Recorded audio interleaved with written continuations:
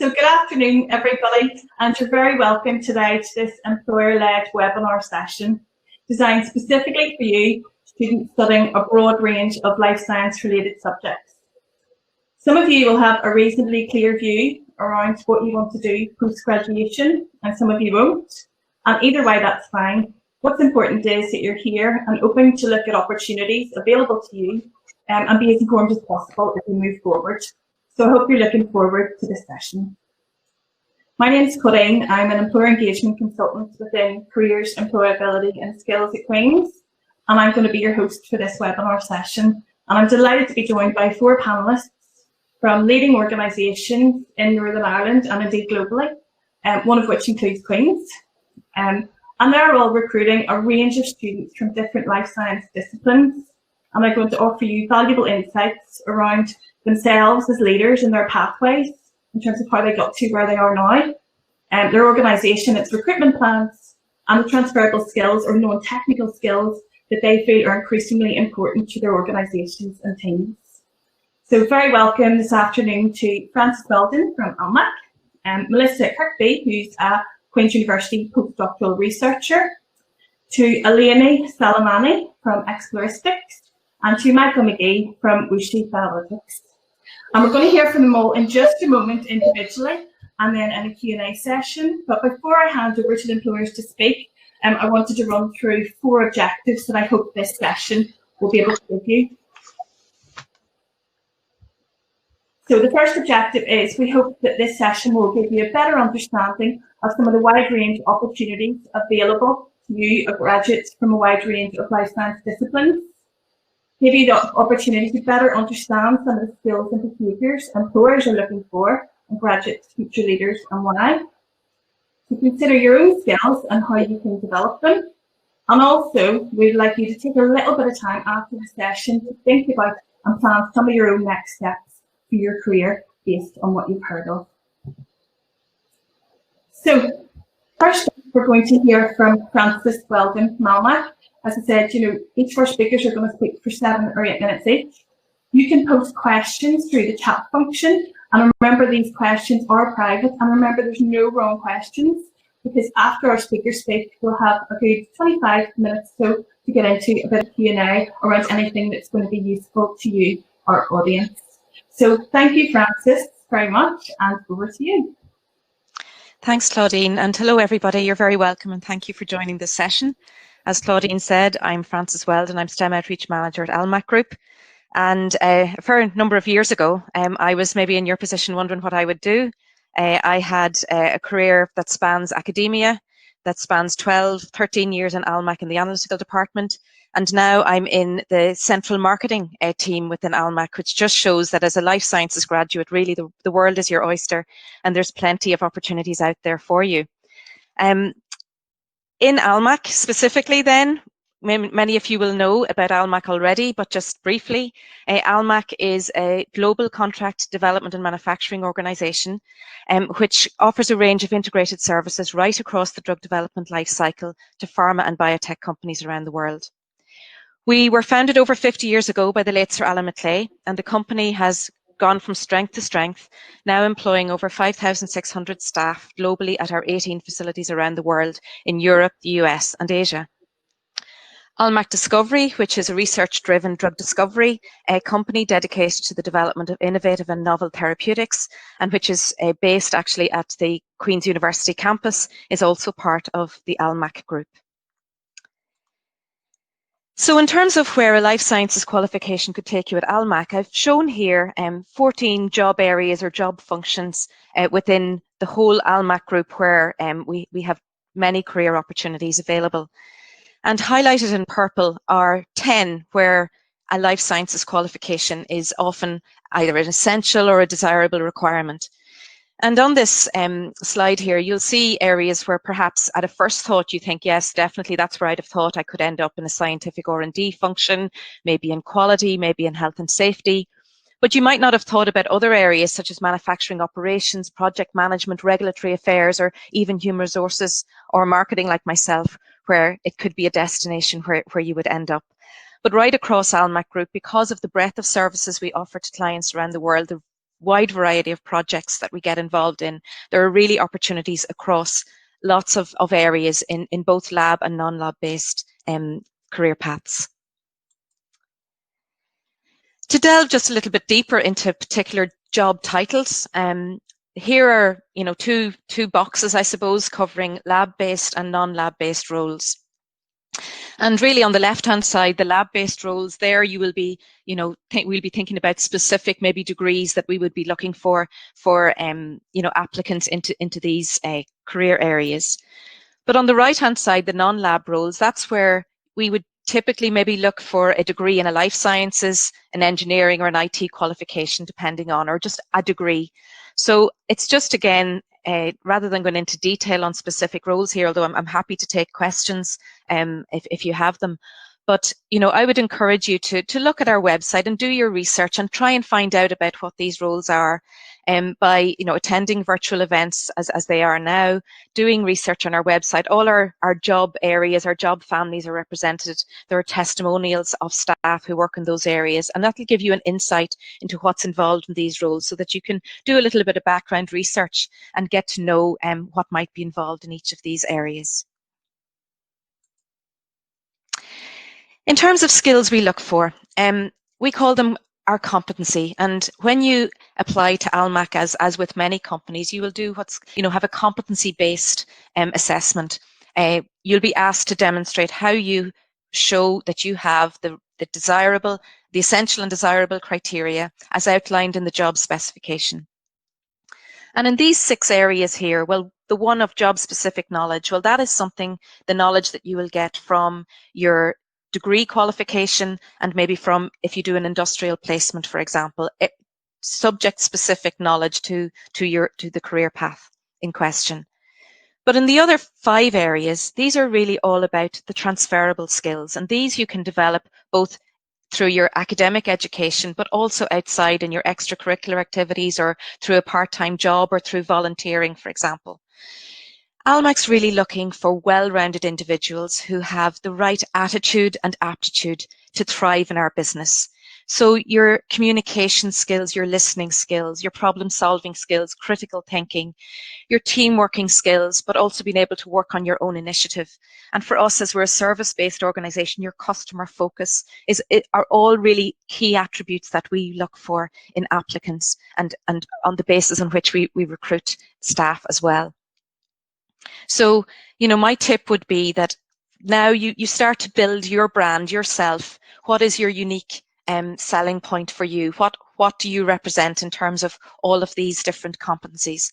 And think about how you can map your experience, and of which you have lots, from your degree, from your extracurricular, from sports, volunteering, part-time jobs, and how they map onto competencies such as these, because these are common across really the life sciences sector, and something that certainly the Careers and Employability Service at Queen's will be able to help you map out how your skills and experience map onto the requirements for various roles.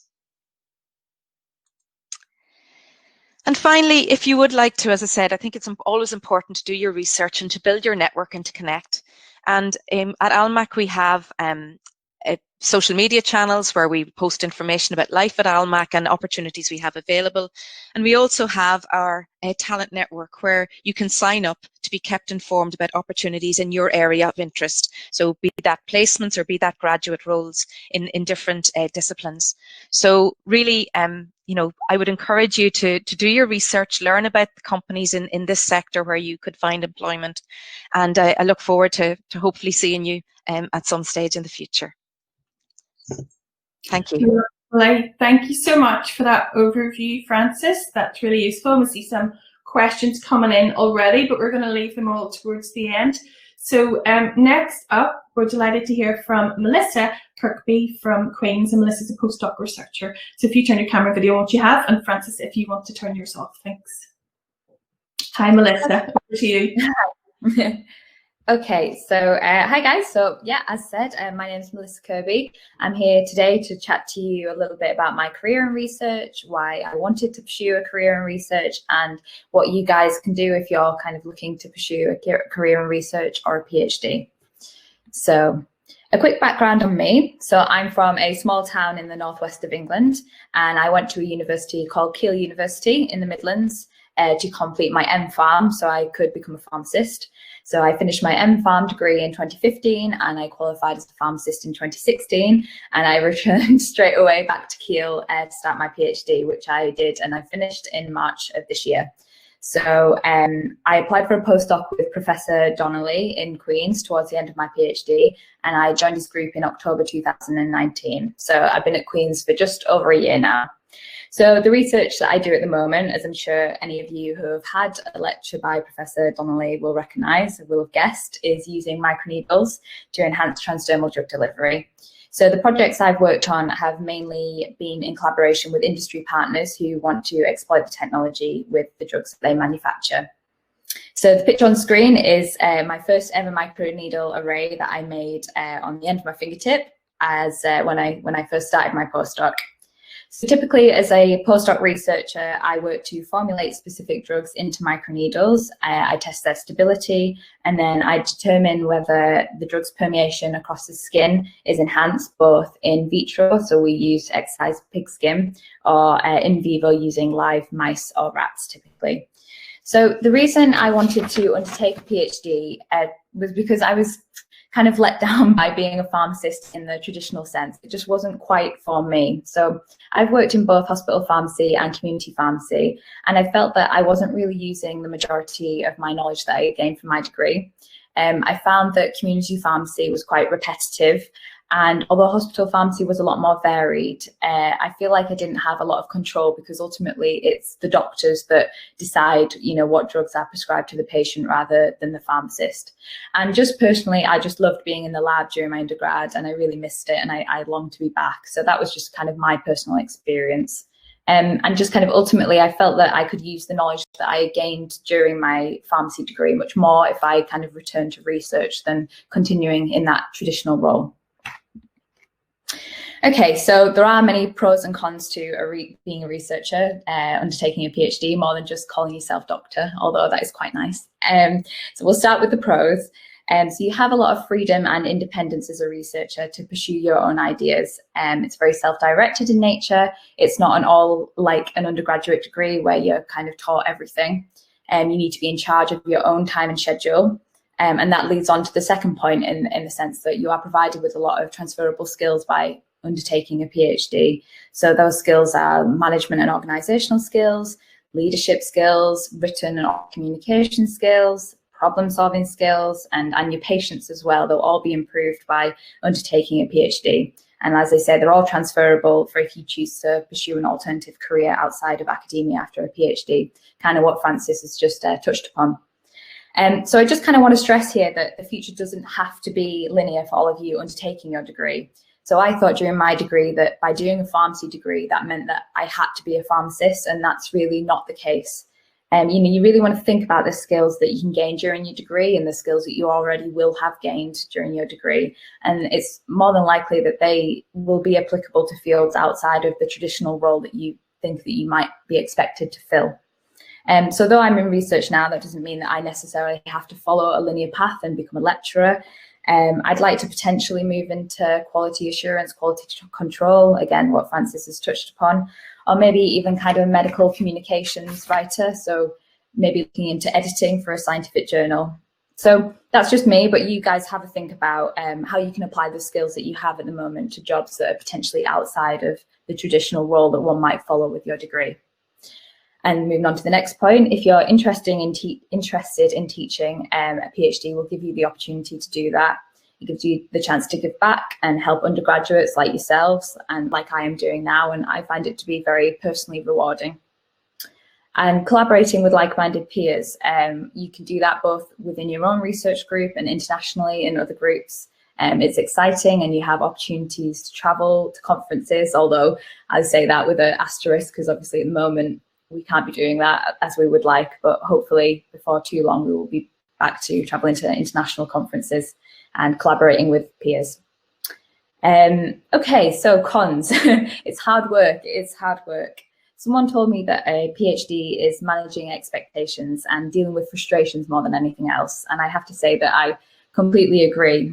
You can be working for days, weeks, even on a set of experiments, and then they won't work and you'll be back to square one all over again. And obviously that's really, really frustrating. So you kind of need to go in with it with the right mindset in order to do well and succeed.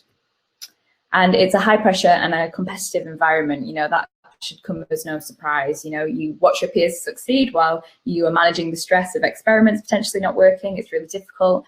And there is a higher prevalence of mental health problems in PhD students than in the general population. And I just think that's something to be open and honest about. And, you know, hopefully if problems do occur, there are things in place so we can deal with those problems. And in the same vein as the previous point, it can be quite a lonely experience. I'm in a group of 30 now doing my postdoc, which is lovely. But that group size is quite rare. And during my PhD, I didn't have any group at all. It was just me and my supervisor. So it can be quite a lonely experience. So you want to try and remain connected with your peers in order to prevent that kind of loneliness. And short contracts. So after your PhD, it is common to pursue a postdoc like what I'm doing now.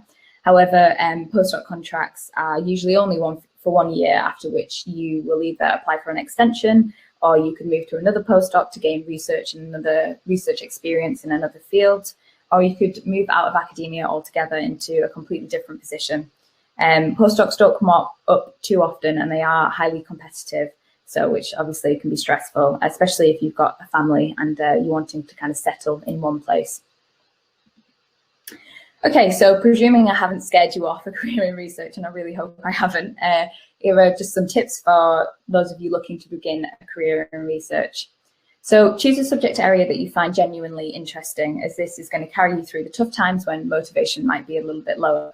So the field I work in now is an extrapolation of my final year project that I did when I did my master's MPharm level. So if you do have the opportunity to work on a project on your course, or you can volunteer to do some research experience during summer breaks between university, I'd definitely take that offer. It would really look good on your CV, and you know that's always going to help when you're applying for a PhD or any other job for that matter. And research both the lab and your prospective supervisor thoroughly. So you want a lab where the resources and facilities required for your project are available in abundance, if possible. And then you want to make sure you and your supervisor are a good fit. So for example, how far into their career are they? Generally speaking, I found supervisors in the early stages of their career are much more likely to be hands-on because they want to, you know, publish a lot rapidly to kind of get their name out there. Whereas supervisors in the latter stages of their career may be slightly, you know, give you a bit more freedom. That's just a generalization. Obviously, each supervisor-student relationship will differ. So some supervisors like to give you more freedom. So you guys just want to decide, you know, what's right for you as an individual, and that will differ depending on who you are and what you think would be a good fit for yourself. And then speak to former PhD students and postdocs that come from a certain group. They will give you their most honest opinion, and that will help you to make an informed decision. So you want to be looking for a group that's got a strong track record of publishing high quality publications in good journals, and just for a place where you think you will be a good fit. And then so for right now, if you think you would like to pursue a PhD, you know, work hard at your degree, as PhD positions are given to those who have first class degrees generally. Do your research and just keep your CV up to date. And you can always email me if there are any questions that aren't answered today. If you have any extra questions, my email is on the first slide, but it's m.kirby@qub.ac.uk. And that's me. Thank you very much. Lovely. Thank you very much, Melissa. And there's some really good first-hand tangible steps there, guys. And also, although Melissa was coming at it there from a pharma perspective, obviously, some of the stuff that she's talking about and those very general tangible tips will be relevant to all of you, no matter what you're studying regarding that movement on into academia. So thanks for that. We're now going to hear from our third speaker, and that's Eleni Salamani. And Eleni works for a global firm, or local but growing firm, Exploristics. So thank you, Eleni, for coming in today to talk about your recruitment in your company. So over to you.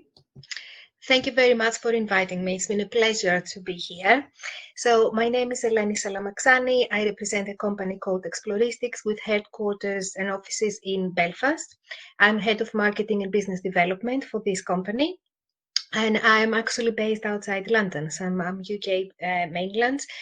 You can see later in our slides that the team is in Belfast, but also everywhere in the UK as well. So remote working and home office is an excellent opportunity for people to be able to work for this company regardless of your location. I will give you a little bit of my background as well, so you can see how I ended up being in this company. I have followed more of the classical route as well. I studied human genetics at the University of Cardiff, and that was my bachelor's degree.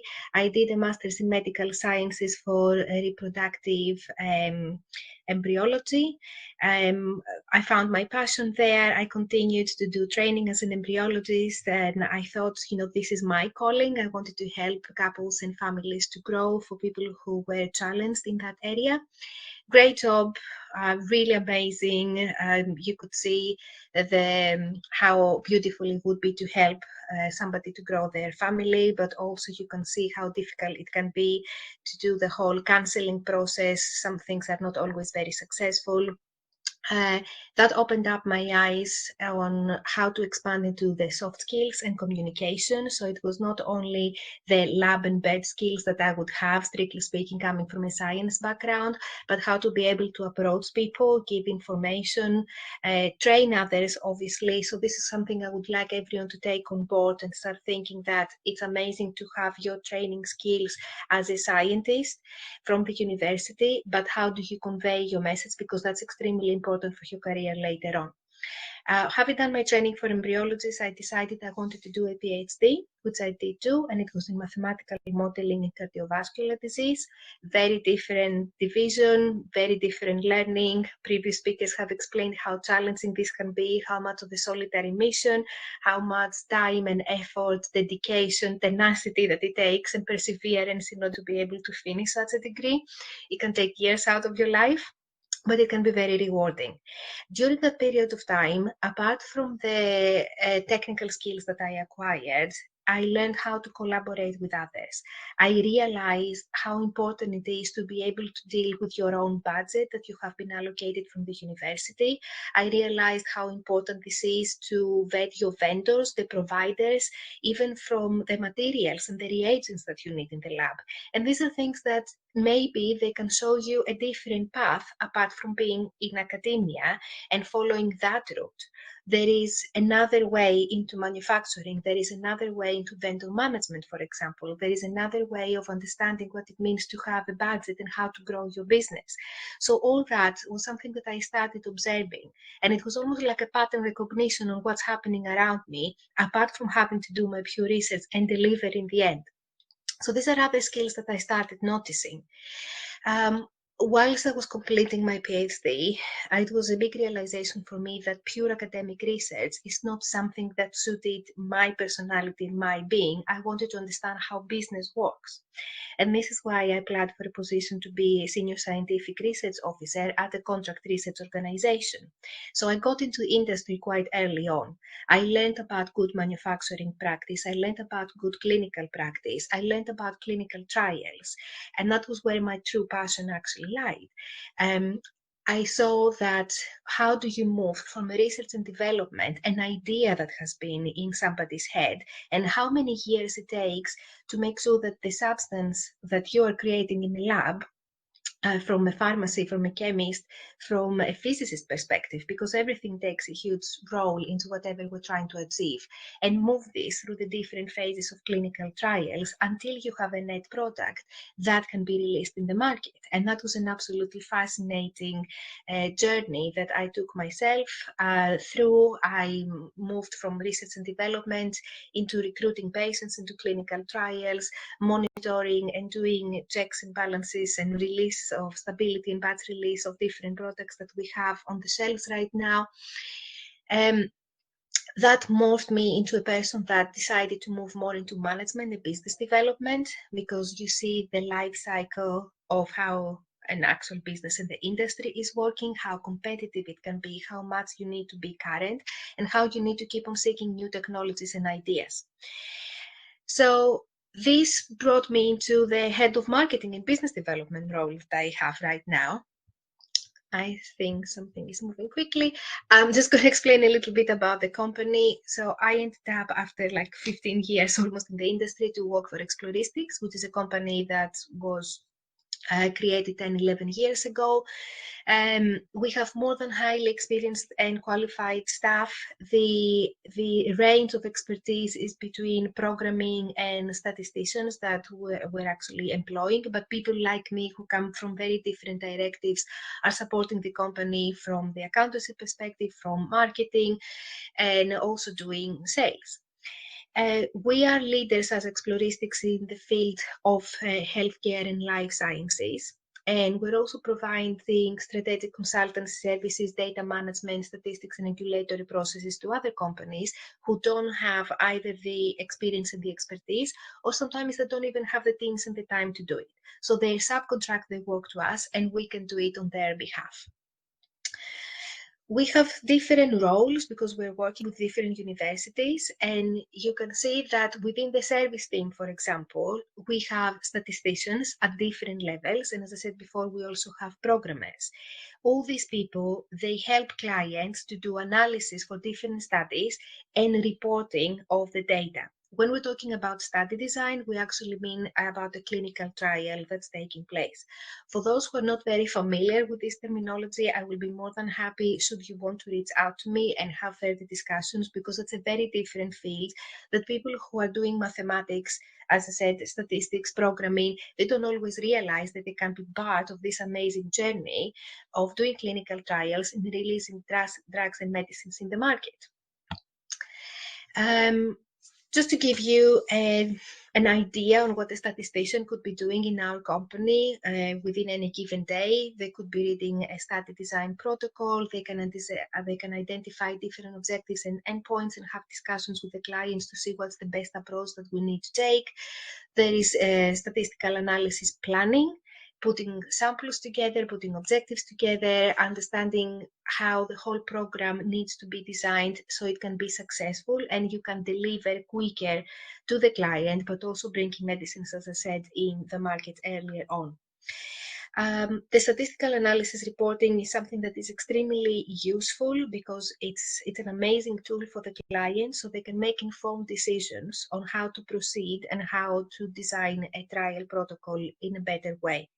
Our statisticians also attend meetings, they speak to clients directly, and they can influence in a great way the whole client journey, and they can influence the market on what we could be doing to be more successful in the healthcare and personalized medicine sector that we are in. We also have placement students because we try to support our local environment and grow our network in a more efficient way. So we have a training plan that we have put together as a company. There are aims and objectives that they're being reviewed every week. And you can see there is a SAS programming session, there are statistics, and we try to utilize the resources to explain and gain further insight into clinical trials. We make sure that we embrace people, we bring them into the industry standards, always with supervision, make sure that they understand what they are doing, and we help them to grow professionally and personally as well. So, for example, giving them the attention that they need and bring them into meetings, into a safe environment so they can voice their ideas and concerns, and also we can take these under consideration. We have seen that this is a great success because people leaving the placement students that we have, they always have very good feedback. They feel that they have gained so much and they have different tools and soft skills that they have acquired with us. So when they go and work for a different company, they are better prepared and they know what to expect. Thank you. Yes. Oh, can you hear me? Yes, brilliant. Yeah, just keeping time for you. Thanks. Another couple of minutes. Thank you. Yeah, absolutely. It's all about the opportunities that we have, and you can go on our website so you can see different careers. Then you can apply, you can have a look, you can reach out to me, as I said before. enjoy above all what you're doing right now, and always remember that people need to finish their learning, but actually no, you keep on learning for life. And this is, if you're inquisitive by nature, I think this is absolutely important. Eventually you're going to find a job that means something to you, or you can always keep on looking and enhancing and gaining greater skills. So this is where I'm going to stop. I don't want to take any more time. Thank you very much, everyone. We're always here for you. Thank you, Lenny, and I'm so sorry to interrupt you there, and I didn't need to because we're literally just about to finish. But I just can see lots and lots of questions coming through. Thank you for that initial overview, and we're now going to move on to Michael from WuXi Biologics. And Michael, last but not least, I know you are a reasonably recent chemistry and chemical engineering graduate, who can bring in an extra added value there to a global yet locally growing company here in Northern Ireland. So over to you, thanks.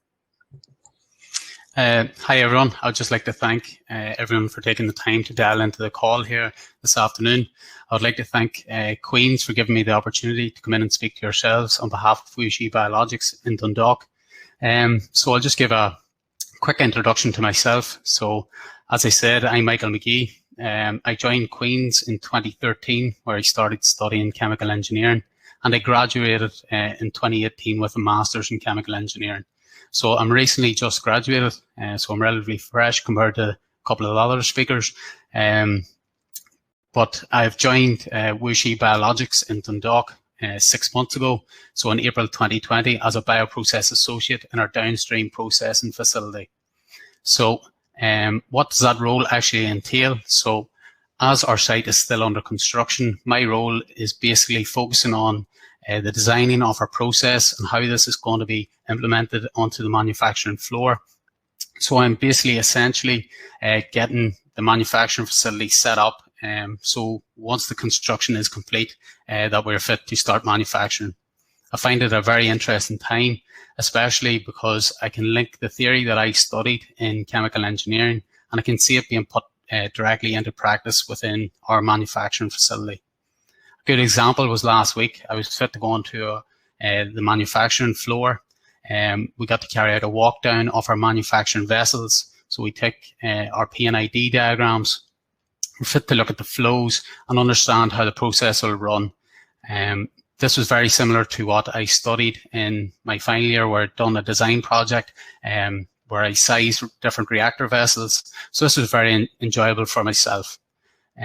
So now I'll give you a quick run through of WuXi as a company. Sorry. So WuXi Biologics are a CDMO. So they are a contract development manufacturing organization. So essentially this means that they partner with themselves with another pharmaceutical company in order to manufacture their drug. So WuXi Biologics are the #1 biopharmaceutical CDMO in China, and they are currently partnered with over 13 of the top pharmaceutical companies in the world. With this successful business plan, we've seen us develop a global footprint with our headquarters still based in China. As you can see on the map, the majority of the manufacturing facilities are still located in China, but we have recently invested into our Dundalk site. So this investment into Dundalk is the largest investment made outside of China by WuXi Biologics, and we'll see the Dundalk site become the largest capacity once online in the manufacturing organization within WuXi. This level of investment into the local area shows WuXi's success and ambition as a company to grow, and is a very exciting time for us all. So as I said, our site is still under construction, and here's a few photos to show you of the level of progression that we're making and the timelines that were predicted. So in November, you can see we have still had a steel base structure. This has been fully cladded in February with all our utilities installed, and we're due to have a fully finished facility in the second half of 2021. So you can see on a weekly basis the level of progression that has been made on site. And in my role, I'm fit to go onto the site, have a walk through the manufacturing areas, and you can see the clean rooms really starting to take shape. And the vessels have recently been installed, so all our buffer vessels and our clean in place skids.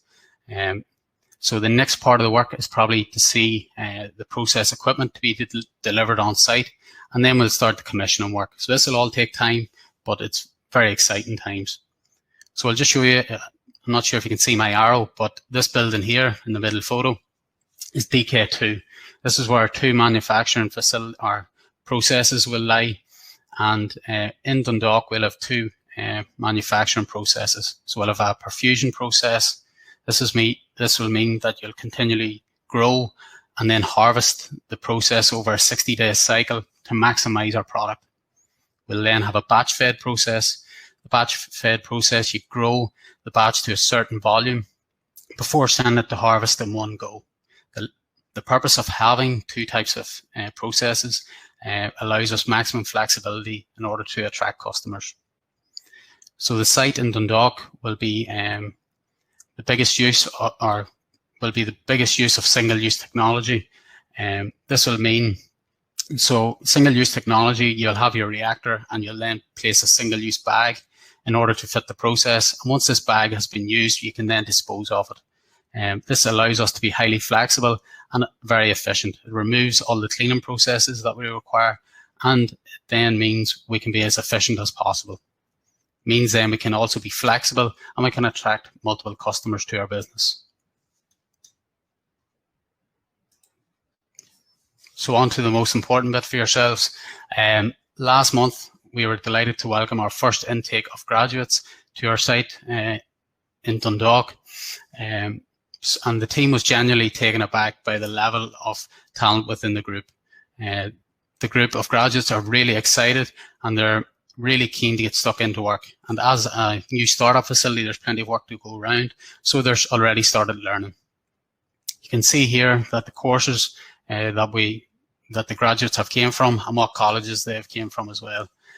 So there's a broad range of colleges and courses with many opportunities. One bit of advice I would say as a recent graduate, new startup facilities don't happen very often. So it is a great opportunity to see a business grow from zero. So at the minute we are basically just under construction, and within 2 years we aim to be fully manufacturing. So you'll see the business grow from the very bottom till it's fully furnished. So you'll get the opportunity to work with all different departments. So your commissioning work, your automation, your quality, and even your HR. So there's multiple opportunities. So it's a very exciting time. So if you want to be like the graduates in 2020 and you want to apply for our 2021 graduate program, visit My Future and click on WuXi Biologics and follow the application instructions. So the closing date is the 6th of November, and we'll screen all applications. We'll then be in touch to let you know the outcome of your application. And if you're successful at this screening stage, we'll share some of the detailed information with you of what to expect. For now, to help you prepare, you can expect a competency-based interview and some psychometric testing. My advice will be to get in touch with the Student Guidance Centre, as I know from my time in Queen's that there's some brilliant resources available to help you prepare. We'll also be present at the QUB Careers Fair on Thursday the 22nd of October. So if you have any questions or you have friends that have missed the call but might be interested, encourage them to come along. And we really look forward to seeing your application. And again, thank you. And if you have any questions, I'll be more than happy to answer them. Thank you very much, Michael, and all our other speakers. If you want to turn your mics and your cameras back on again. I'm sure the audience would agree that the 4 of you brought really, really great and different perspectives there. No matter what, there's an idea around, this no wrong path piece, I suppose, and I think a few of you mentioned that the future's not linear. And some of you ended up, particularly in research. So Eleni and Francis, I know you come from a strong academic background as well. Francis has her PhD, and then moving more into the business side of things. So I think one of the key commonalities around what you were all talking about is this idea of, transferable skills, but also, keeping your mind open to learning. and doing what you enjoy. So that's like a really, really useful, tangible takeaway. And Michael, thank you for that big plug for the career service then at the end, which is really useful. And obviously then a really robust overview of the business. So thanks to you all, that was so useful. We've got lots of questions coming through on chat here. I'm actually going to ask the first one because a lot of the other questions will be quite specific, and we'll just get one of you to very quickly answer them. But the first question I have is, and you've all touched this to varying degrees, but if we could just sort of solidify it now, is there one skill that you feel is important for graduates to have beyond the technical? And if so, is there a hint or tip for the audience that they could start to do to tangibly think and develop on that now? So I can go very quickly. I would say communication. Okay. Listen and observe. These are like three main things. It's one skill to basically being able to listen and start observing what other people are doing, and that will enhance your communication, because it's vital, whatever you have in your head or how you are as a personality, to convey that to potential recruiters, but also your peers around you. And it's something that we can see, it can be systemic, it can be quite problematic. But once you realize that this is the key for business or whichever environment you are, even with family and friends, it will change you and it create a bit more of empathy. It will make you, it will make easier for other people to approach you as well. Great. And I know when you were talking earlier, Lenny, you mentioned, how do you convey your message? So always think about, you might have the technical view in your head, but actually how do you convey your message within the business environment? So that's linked to communication. Thank you very much. Melissa, Francis, Melissa? Yeah, I would agree in communication as well. In academia, our mainstay is communicating through writing scientific publications, and you gain the ability to write through writing a thesis that is kind of 18,000 words long. So that is your transferable skill there. And I would also say just a willingness to learn. When you get into kind of PhD, postdoc level, what you're working on is something very, very narrow and very specific. So you are not necessarily going to be the expert in that field. So for my PhD... Oh, has everybody just cut out? And I wasn't the expert there, but it was a willingness to kind of show my interview that I'm not, but I would be a good fit in the group, and I will work hard and I will show that, I will be the expert eventually. So yeah, communication and willingness to learn for me. Brilliant, thank you. Francis? I think flexibility and adaptability, something around that in terms of, being able to be open to new ideas, being able to adapt within the workplace, working in different teams, different projects, because there'll be different challenges, and just being able to be mindful of that and be able to reach out to others as well for support and so on. So I think it stems, I think, from communication actually as an underpinning skill to hone, because then the rest comes out of that. But yeah. And it's stuff that our audience can actually, start to think about now as they work within teams and within groups, both within their studies and beyond, with part-time work and things like that. Thank you. And Michael? Yeah, it's probably going to reiterate what the rest have said, but communication and adaptability is essential, especially in WuXi and Dundalk. We are a startup environment. Things are constantly changing. There's cross-functional work, so mixing communication amongst the teams and adaptability is essential. So that's what we'll be looking out for among graduates. So. Great. Okay. Thanks. Some really good tips there from and some really interesting commonality as well, given the fact that your organisations are very different. Thank you.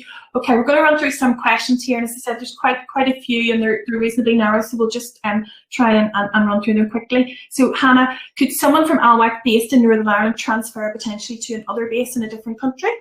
Yes, that is possible. It depends. In line with business needs, opportunities do come up, and we have staff who've gone to the US and actually haven't come back because they've settled over there. So it just depends. I myself have had opportunities to work in Scotland and in the US. So yeah, depends on the role in the business, but yes, there are. Yeah, and obviously post-COVID, but we're talking in a broad. Well, absolutely, yeah. So for Melissa, what would you say is the greatest skill or asset needed in order to acquire a postdoc position? Just going back to what I said previously, communication and versatility, as said previously, in my interview, I'd obviously done the research specific, the you know, I'd done my research specific to the role on microneedles and what, you know, it was going to be working in HIV medicines and stuff like that. And I'd done that kind of research, so I knew what the role was. But the fact of the matter is, you're going to be competing alongside a lot of other people that will have that kind of same experience. People from Professor Donnelly's group that had already worked with microneedles, and I really didn't have that. So it's showing that you've done your research, but also that you're willing to fit into their group, fit into the way things work with these people, and work hard. And that again is communication skills. It's written communication skills, but also oral communication skills on the day. So yeah, just kind of underpinning what I said already, communication skills and a willingness to be versatile, to learn and work with new people. And I know for our other three panelists would probably echo that within the industry. So it really is across the board. Is there a high demand for folks with biotechnology degrees or biological science degrees with programming knowledge within your organisations? Do you know who wants to pick that up first, or? I can say that if you have programming knowledge and coding skills, then careers in biostatistics and bioinformatics in that area. So in Almac, for example, within our diagnostic services business unit, in terms of biomarker software development or bioinformatics, would certainly be a career path there that would be an opportunity for you, because you're really using more your coding skills, but working you know, interdisciplinary with biologists. So having that core biology knowledge as well is going to help you. And in terms of biotechnology, well, within biocatalysis, whatever, there would be positions within there as well. So yeah. And this question actually might. Sorry, Michael, were you going to come in there? Yeah, well, I'd probably just like to reiterate, biotechnology would go straight into the role that I would do. So when we're actually on the floor and start manufacturing, that the biotechnology would be essential. So we'd be recruiting, looking at biotechnology graduates as well. So yeah. This question might follow on from that. How important are silico bioinformatics-based skills, and are there any particular skills you really look for outside of data analysis or Python? I will say, and I'm not the subject matter expert in this, so I could become unstuck very quickly, but I would know from looking at job specifications that those skills or Python and so on are exactly, you know, competencies or skills that would be looked for in bioinformatics roles. So again, you know, what I would encourage is look at the job specification, look at past roles that are advertised, and again attend, you know, careers events such as the virtual one in Queen's on the 22nd of October, where maybe we can, you know, speak to you directly about that particular query. Also, if whoever's asked that question wants to email me through yourself, Claudine, I'd be happy to get somebody to speak with them about options. Great, no problem. Another question here is do your graduate programs have rotational programs in the upcoming years? And I know, guys, just to reiterate to our audience, all this information on the details of the graduate programs and indeed the graduate placement rules will be put out across My Future, and be many ways, you know, as these rules go live on their websites as well, to get further information on the detail on that. But I don't know if anyone just maybe wants to pick up, I guess, or know on it for now. So that's whether your graduate programs have rotational pieces in them. I'll probably jump in at the minute. Our graduate role is an 18th month, or so you go in as a permanent role.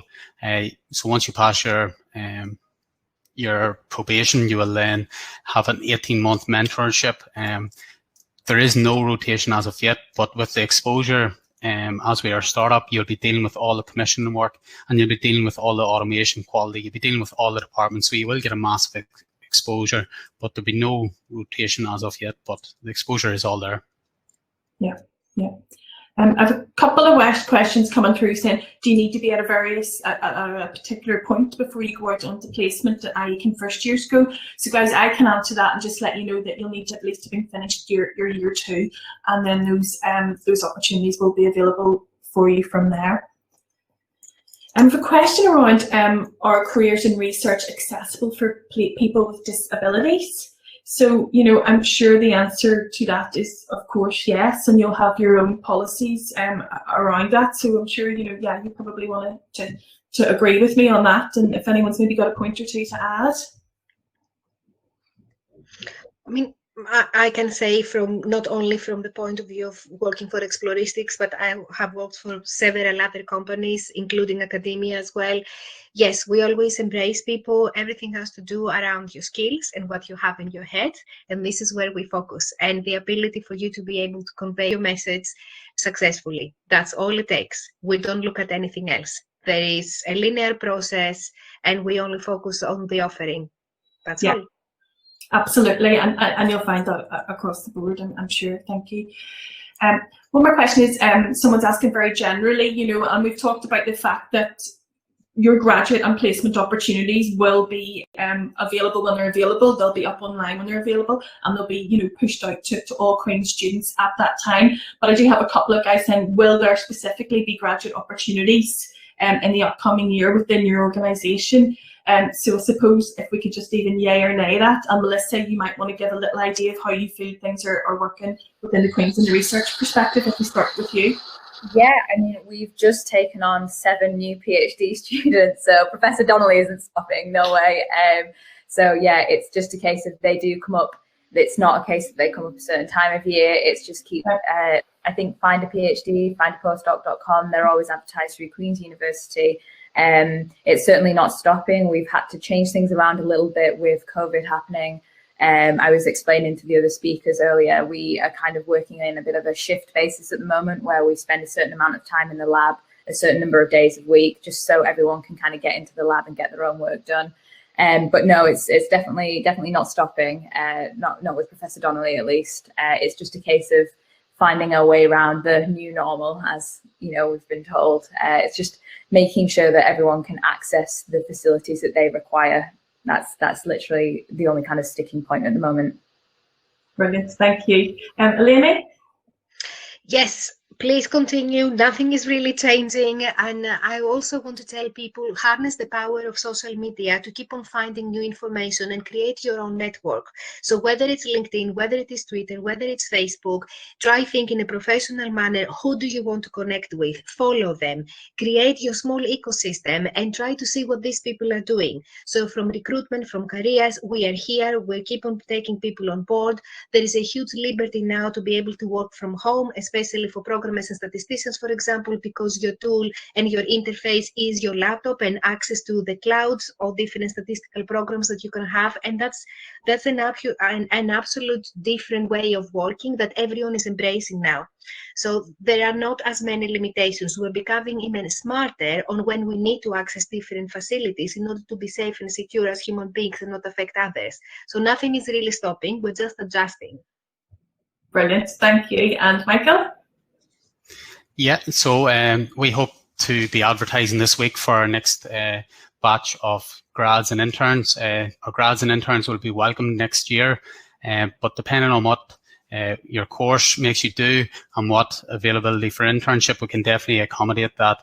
And I've already mentioned that there are plenty of jobs going, and we've welcome any talented individuals that will help us deliver our project. So yeah, in terms of graduates and interns, their applications are very much welcome. Brilliant. And Frances, last but not least. Yeah, same for Almac. We're continuing to grow in line with business needs, and so we will be recruiting graduates, right across from now onwards.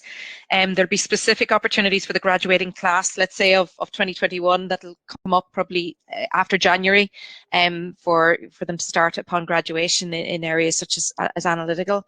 But I think I'd encourage you, as Eleni said, build your network. I'd encourage you to join our talent network, because that's the way, if you're interested in coming to Almac, that you'll get job alerts when the opportunities come up. So yeah, there's basically going to be opportunities out there in the coming year and beyond. Thank you. And guys, we're just coming up towards the end of time, unfortunately, but I think that was a really good question to end on, and really good positive remarks from each of our 4 panelists to end on. The broad area of life sciences or industry is, you can hear from our 4 guys here, there's growth and there's development, there's opportunities from a placement and graduate roles coming up from a broad range of roles within these different organisations. So that's a really positive message. Thank you. And in terms of our audience, I think, some of the key things that our speakers have been talking around for you, some takeaways is to be open to opportunity and be willing to learn and think about communication think about willingness to learn new things, and think about being flexible and being adaptable. And you know, we wish you luck then as you move forward out into your applications, and keep in touch with the Career Service as you do that, and via My Future and with all our social media. And we'll keep you right in terms of when all these and other applications and opportunities come up. We do have then our main graduate recruitment and placement fair, as a couple of you guys have mentioned, coming up towards the end of October. So if you want to hear from these employers and more moving forward, then we hopefully that you guys can get registered, and we'll see you on there. Follow, there's just some of the Queen's social media tags to follow, to make sure that you can hear more opportunities as they come up as well. Guys, the final thing is we've got another of these employer panels coming up after the graduate fair on the end of November. It's careers from the public and non-for-profit sector. We also look for people like you within different industries, so keep that in mind as well. So without further ado, I'd just like to thank the four of you so much. That was a really interesting discussion. As I said, you know, you brought in some commonality, but also some differences in terms of your own career background and the breadth and depth of growth and development within your own organisation. So thank you for your time, and thanks to the students as well for your time, and we wish you the best moving forward. So all the best. Thanks. Thank you. Thanks, bye. Thank you. Bye.